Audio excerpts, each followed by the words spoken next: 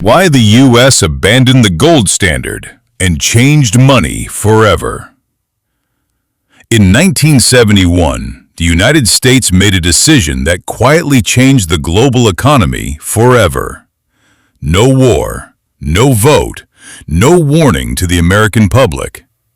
President Richard Nixon simply went on television and ended the link between money and gold.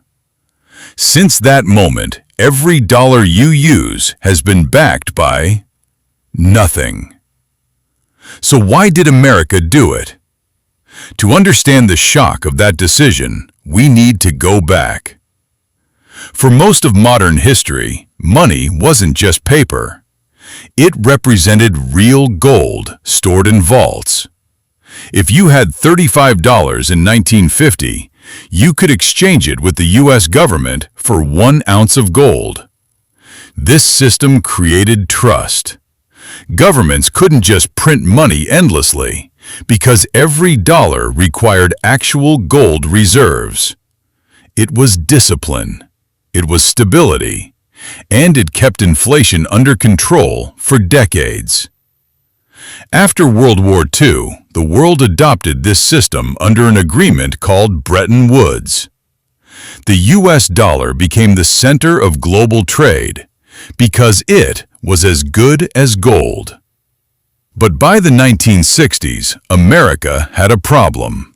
Actually, 3 problems. The Vietnam War, massive government spending, and ambitious social programs at home. All of this cost enormous amounts of money, more than the U.S. actually had in gold. Instead of raising taxes sharply, the government began printing more dollars. At first, nobody noticed, but foreign countries did. Nations like France realized something alarming. America was issuing more paper dollars than it could ever redeem in gold. So they began demanding gold instead of dollars. And U.S. gold reserves started disappearing fast. This became a silent financial panic.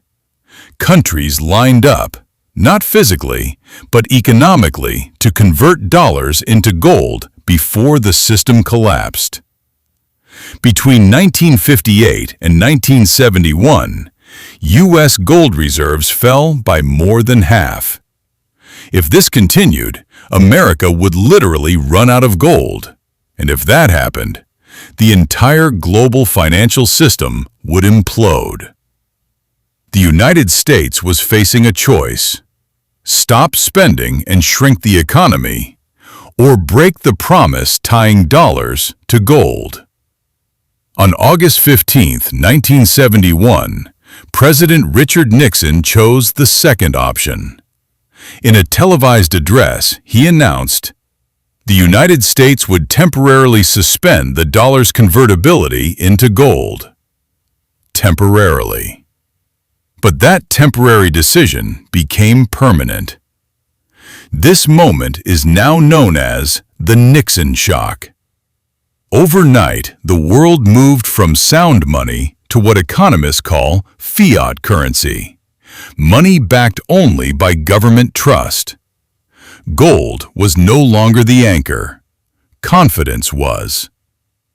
Once money was no longer tied to gold, governments gained something they had never truly had before: flexibility.